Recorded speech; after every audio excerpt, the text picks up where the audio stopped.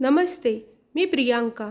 या व्हिडिओत आपण मराठी व्याकरणातील समास, त्याचे प्रकार उदाहरणासहित समजून घेणार आहोत।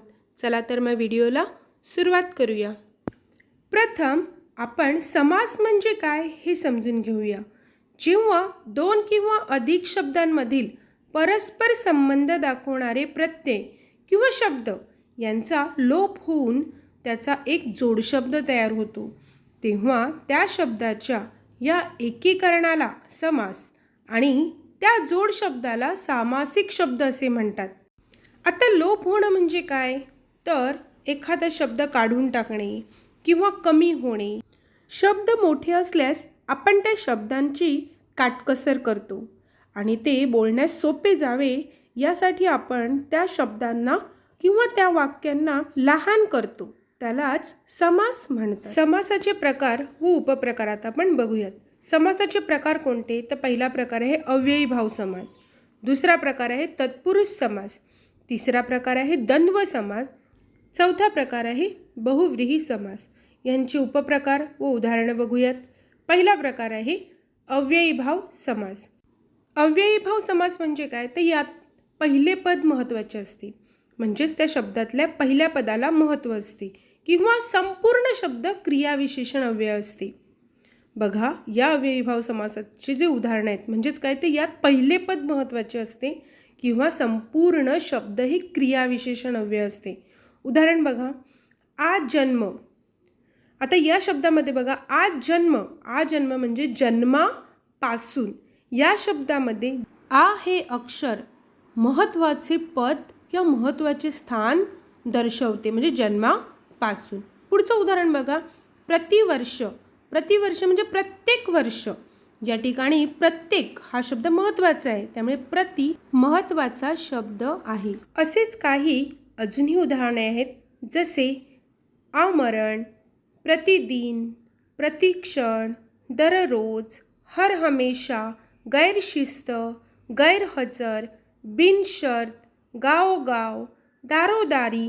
या सर्व शब्दांमध्ये पहिलं जे पद आहे किंवा पहिले जे दोन शब्द आहेत किंवा पहिले तीन शब्द हे सर्व महत्त्वाचे मानले जातात आणि म्हणूनच ही उदाहरणे अव्ययीभाव समासाची आहेत। दुसरा प्रकार आहे तत्पुरुष समास। तत्पुरुष समास म्हणजे काय, तर यामध्ये दुसरे पद महत्त्वाचे असते। हे लक्षात ठेवायचं आहे की अव्ययीभाव समासामध्ये पहिले पद महत्त्वाचे असते, तर तत्पुरुष समासामध्ये दुसरे पद महत्त्वाचे असते। हे आपण त्याच्या प्रकार आणि उदाहरणातून समजून घेऊया। आता पहिला प्रकार आहे विभक्ती तत्पुरुष समास। ज्यावेळी उदाहरणांमध्ये वेगवेगळ्या सामासिक शब्दांचा विग्रह केलेला असतो आणि त्यानंतर त्याला वेगवेगळ्या विभक्त्या लागलेल्या दिसतात, त्यावेळी ते विभक्ती तत्पुरुष समास होते। आता तुम्ही म्हणणार विभक्ती किंवा प्रत्यय हे काय आहे, तर आपल्याला माहितीच आहे की जसं प्रथमा, द्वितीय अशा 8 विभक्तीचे जे प्रकार आहेत व त्याची जी उदाहरणे आहेत, जे प्रत्यय आहेत, ते लागलेले शब्द म्हणजेच विभक्ती तत्पुरुष समास। आता उदाहरण बघा, कष्टसाध्य। आता कष्टसाध्य म्हणजे काय, तर कष्टाने साध्य होणारे। आता इकडे कष्टाने, या कष्टा या शब्दाला ने हे लागलेलं आहे, म्हणजेच हे ने हे प्रत्यय आहे आणि या प्रत्ययाने आपण दुसरा शब्द साध्य केला, जसं साध्य। कष्टाने साध्य, इकडे साध्य केलेलं आहे म्हणून हे दुसरं पद इकडे महत्त्वाचं आहे, साध्य। तसंच दुसरं उदाहरण बघा, क्रीडांगण। क्रीडांगण कशासाठी आहे, तर क्रीडेसाठी अंगण। क्रीडांगण म्हणजे क्रीडेसाठी अंगण।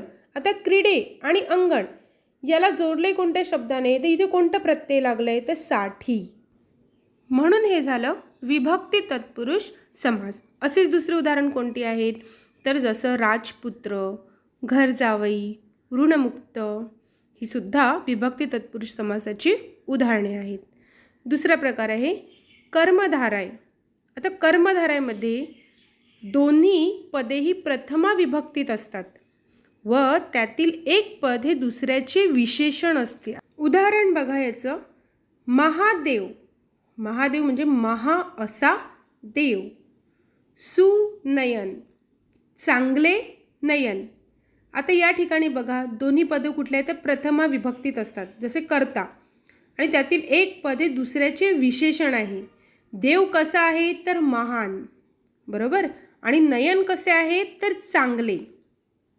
म्हणजेच हे कसली उदाहरणं आहेत तर कर्मधारायची. अशीच दुसरी कुठली सांगता येईल आपल्याला? पुरुषोत्तम, उत्तम असा पुरुष, घनश्याम, रक्तचंदन, हे सर्व कर्मधारायाची उदाहरणे आहेत.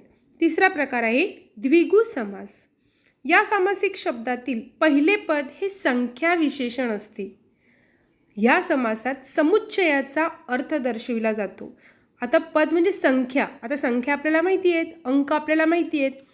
या शब्दांतून, या अक्षरांतून आपल्याला संख्या दिसून येते आणि ह्या समुच्चय म्हणजे एकत्र दर्शवला जातो. उदाहरण बघा, पंचपाळ. आता इथे पंच म्हणजे आपल्याला माहिती आहे 5, पाळ तर पंच म्हणजे 5 पाळ्यांचा समूह. तसंच दुसरं उदाहरण बघा, त्रिभुवन. त्रिभुवन म्हणजे म्हणजे 3, तर 3 भुवनांचा समूह. बघा इकडे पहिलं अक्षर किंवा पहिली 2 अक्षरं ही आपल्याला संख्या दर्शवते आणि ह्यातून द्विगु समास तयार होतो की त्याची उदाहरणे आपल्याला ही बघायला मिळतात. अशीच दुसरी उदाहरणे कुठली आहेत तर पंचवटी, नवरात्र, चातुर्मास. यात पंच, 9, चातुर म्हणजे 4 ह्या सगळ्या संख्या आपल्याला बघायला मिळतात. पुढचा प्रकार आहे मध्यम पदलोपी समास. आता या सामासिक शब्दाचा विग्रह दोन्हीही पदातील संबंध दाखवणारे शब्द घालून करावा लागतो. म्हणजे दोन्हीही पदांचा इकडे काय केला जातो? संबंध दाखवावा लागतो. म्हणजे दोन्हीही पदं महत्त्वाची असं आपल्याला म्हणता येईल. उदाहरण बघा, बटाटे वडा. बटाटे वडा. आता इकडे संबंध कसा आपण दाखवू शकतो तर बटाटे घालून केलेला वडा, बरोबर की नाही? आपण विग्रह केला की नाही, त्याची फोड केली शब्दांची, तर बटाटे घालून केलेला वडा म्हणजे बटाटे वडा. तसंच लंगोटी मित्र. लंगोटी मित्र. लंगोटी मित्राची फोड कशी होईल तर लंगोटी घालत असल्यापासूनचा मित्र म्हणजे अगदी लहानपणापासूनचा मित्र. याला छोटंसं वाक्य शब्द कोणतं दिलं तर लंगोटी मित्र. हे झाले मध्यम पदलोपीची उदाहरणे. असेच दुसरे कुठे जसं कांदे पोहे, पुरणपोळी, ही सुद्धा मध्यम पदलोपी समासाचीच उदाहरणे आहेत. पुढचा प्रकार आहे उपपद तत्पुरुष म्हणजेच कृदंत तत्पुरुष समास. या समासातील किंवा या शब्दातील जे दुसरे पद असते हे धातू साधित असते. म्हणजेच त्याचा वाक्यात स्वतंत्रपणे उपयोग करता येत नाही. हे लक्षात ठेवा की यांचा वाक्यामध्ये स्वतंत्रपणे उपयोग करता येत नाही, त्यांना जोडूनच दिलं जातं. आता उदाहरण बघा, सुखद. आता तुम्ही ह्याची फोड कशी करणार तर सुख देणारा. यांना तुम्ही वेगळा उपयोग करू शकतात का? सुख वेगळा, देणारा वेगळा नाही, तर सुख देणारा म्हणजे सुखद. तसंच मार्गस्थ म्हणजे रस्त्यावरून जाणारे म्हणजे मार्गस्थ, बरोबर. अशीच दुसरी उदाहरणं कोणती आहेत तर जलद, बरोबर, ग्रंथकार, कुंभकार, पांथस्थ, हे सर्व उपपद तत्पुरुष समासाची उदाहरणे आहेत. पुढचा प्रकार आहे नत्र तत्पुरुष समास.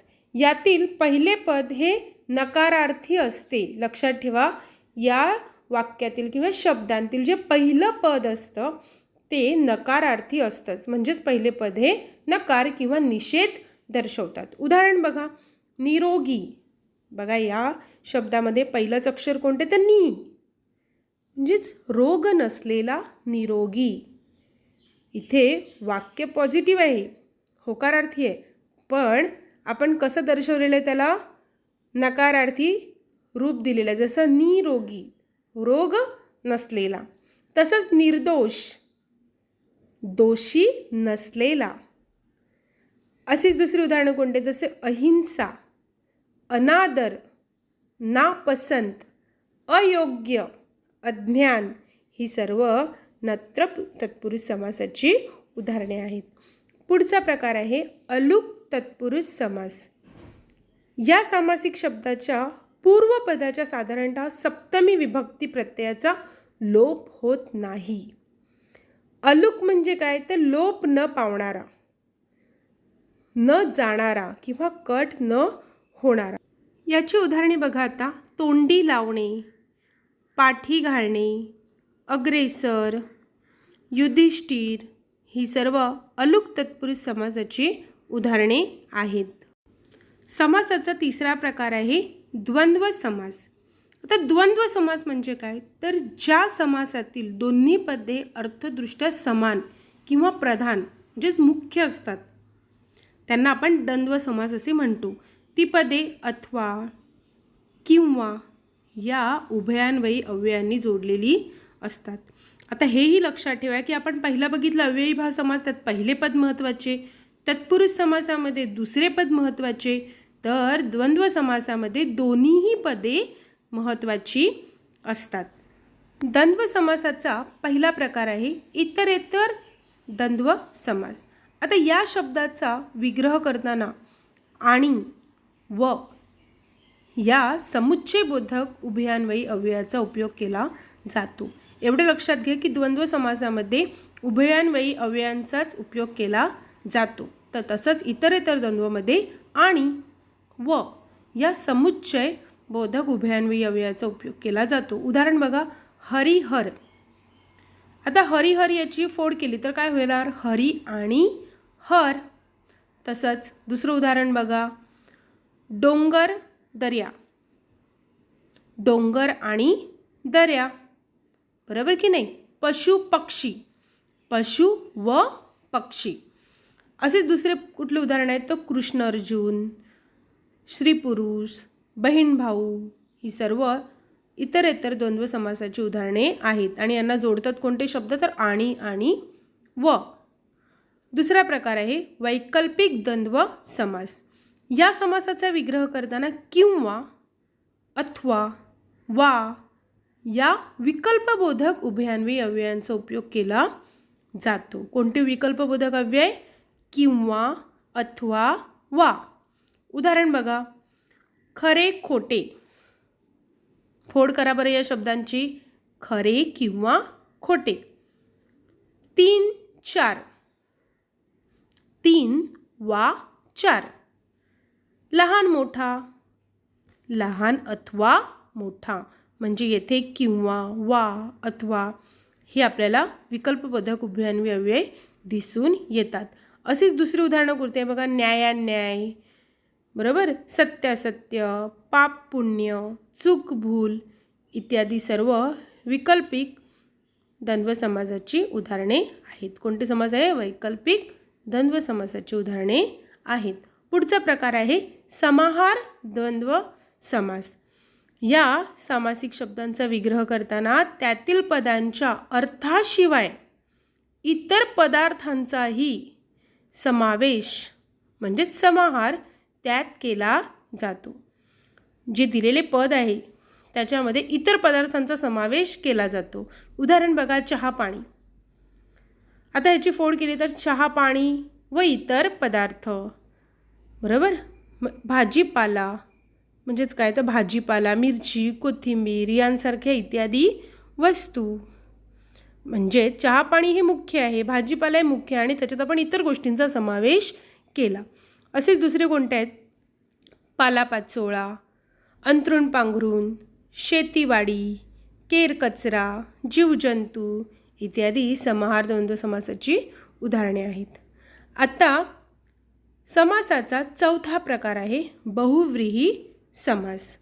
बहुव्रीही समास म्हणजे काय, तर ज्या सामासिक शब्दातील कोणतेच पद प्रमुख नसून त्यावरून तिसऱ्याच पदाचा बोध होतो. लक्षात घ्या, बहुव्रीही समासामध्ये कोणतेच पद हे प्रमुख नाही आहे किंवा महत्त्वाचे नाही आहेत, तर या शब्दांतून तिसऱ्याच कुठल्या तरी पदाचा आपल्याला बोध होतो. आणि असे शब्द आहेत बहुव्रीही समासाची उदाहरणे. आता तो उदाहरण बघा, नीळकंठ. आता ह्याची फोड कशी करणार तुम्ही, नाही होऊ शकत. मग आपण कसं वापरणार, तर निळा कंठ ज्याचा तो.